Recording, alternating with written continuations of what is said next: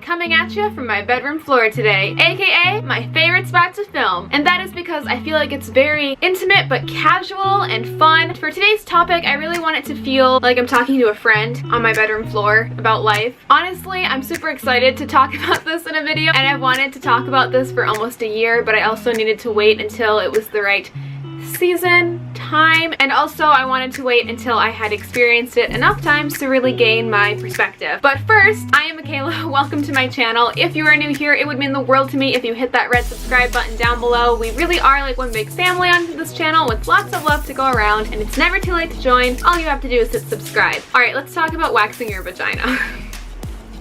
If you are uncomfortable talking about this type of stuff, I would exit out of this video now because it's about to get real awkward up in here. I'm going to be using the word vagina like every minute.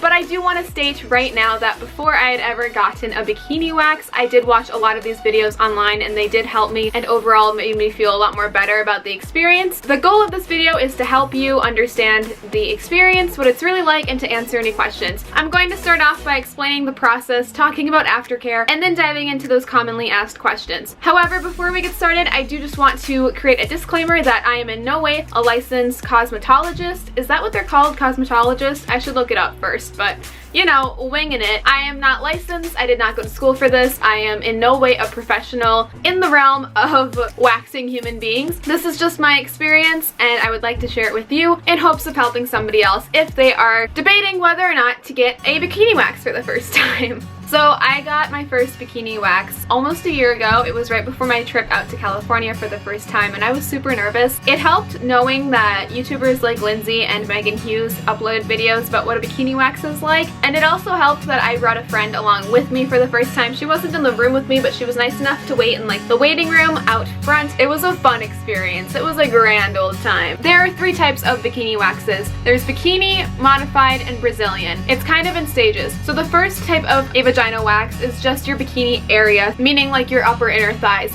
A modified wax is a little deeper, but there's deeper. This is so weird now that I'm talking about this. But it's not complete. And then Brazilian is obviously all of it, just gone, front and back. Just how a bikini wax works is when you go to the salon, I'm just going to take it through step by step, even if this seems really straightforward. So you sign in, obviously, you let them know you're there for your appointment. I'm pretty chill in the sense that I do not have a preference who my waxer is, and I've been at the salon for such a long time. I've basically worked with almost everyone that works there. But if you're nervous, make sure to let them know that it's your first time, and they'll find someone that they believe is fit for you. I personally also just prefer female waxers because, you know, it's a girl thing. When you are called back, you go into this little room, and on a kind of like a hospital bed, there is a piece of paper, like cloth, and then there's one of these little packets. At least at the salon I go to, they work with the brand I Love My Muff, and this is just a little wipe. So what they do is they leave you in this room and you undress, bottom down, completely bare. You just kind of like freshen yourself up. You lay on the table and then you put the towel like over your bottom side for privacy. After a few minutes, your waxer, I feel like there's a better word to call them than waxer, but the salon professional will knock to see if you are ready, and they will come in. To get a Brazilian, it is about 45 minutes. Anything less than that is probably about 30 minutes. There is a huge pot of hot wax, and they take kind of like a popsicle stick and they swirl it in the wax and they create like a strip, and they'll start creating these tiny little strips around different areas. Wait for them to dry, they'll pat on it, and then really quickly just and that's that. Throughout this process, they will also be putting on a lot of aftercare products to help with it, as well as tweezing any areas that they may have missed. If you are familiar with waxes, if you waxed your eyebrows or anything else, then it's very similar. I personally just like chat it up with the salon professional and we have a great old time. Now that I went through the process of a bikini wax, let's get into the questions. The first and most commonly asked question is, does it hurt? And I always have a hard time answering this because I have a weird relationship with pain. I kind of like it.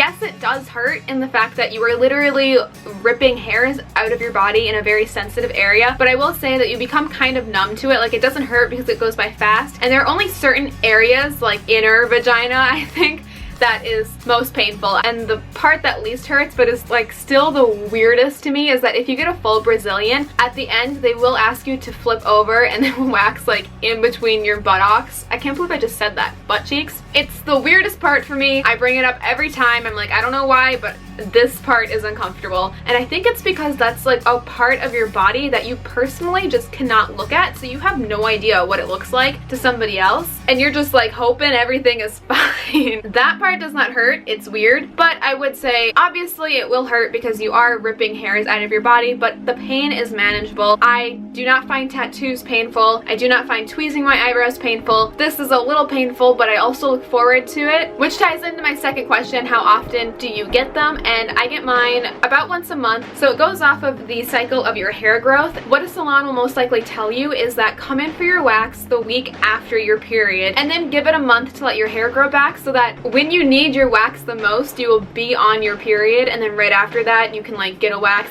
I like this cycle because it gives me something to look forward to after my period. It works. Like, that's my cycle, but obviously it doesn't have to be yours. I like getting them once a month, and I do it for myself above anything else. This is 100% a like treat myself kind of thing. Do not do this for a boy, a significant other, part of a society where females aren't supposed to have body hair. Like, you have to do this for yourself, and if you don't want to, you don't have to. The third most commonly asked question is, what's the aftercare like? So I have a few products to show you. The first few days after you get your wax, it is super important that you take care of the skin down there, because the skin is very sensitive. In fact, when you get a wax, you actually kind of like rip off the first few layers. You're going to have not sore, but prone to infections or ingrown hairs, stuff like that, just because your area down there will be very sensitive. That being said, it's important to put this on first. This is I feel like a beauty guru, except like with vagina products. This is basically called 10 Skin. It is a skincare solution for razor bumps, ingrown hair, and razor burn. What this has actually is broken up bits of Advil. Well, not specifically, but the ingredients in Advil they put in here. So when you dab it on a sensitive area, it takes away the pain, but it also helps to prevent ingrown hairs, which if you do not take care of your wax, you will definitely get, and they're not fun.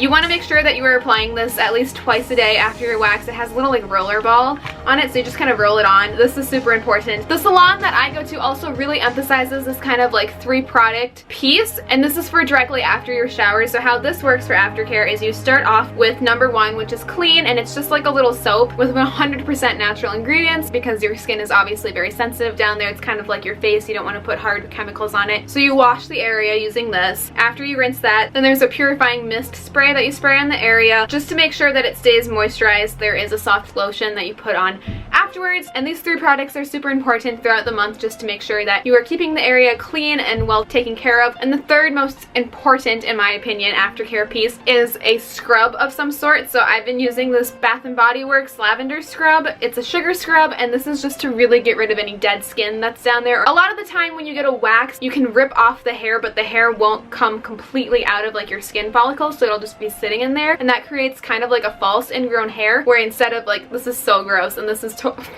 but instead of like an ingrown hair, it's just like dead skin. So it's important that you have an exfoliating scrub of some sort, just to really make sure that you don't have any dead skin piling up down there. And that is the aftercare. Another commonly asked question is it expensive? I'm not going to lie, from the outside looking in, yes, it does seem expensive. However, I think it is so worth it. So I go to Wax the City. It's a pretty nationwide salon. I highly recommend the salon, at least in my location. They're wonderful, they're great. I love the staff, their products. Everyone is just great at Wax the City. Definitely recommend. A full Brazilian wax is $55 at my salon. Modified, I believe, is $45. Bikini is $30. However, I do not pay that much. I pay $45, and then every 5th one I get free, and that is because my salon has what they call a black book, where you get discounts, and it just makes a lot of sense, because if you're getting them monthly, you might as well save some money. So it seems like a lot of money, but when you really think about it, you're spending $45 a month on this, and that's like nothing. So I definitely invest in this. Just treat myself, take care of myself. I feel better about it, and I can't believe I'm sharing my vagina tendencies on the internet.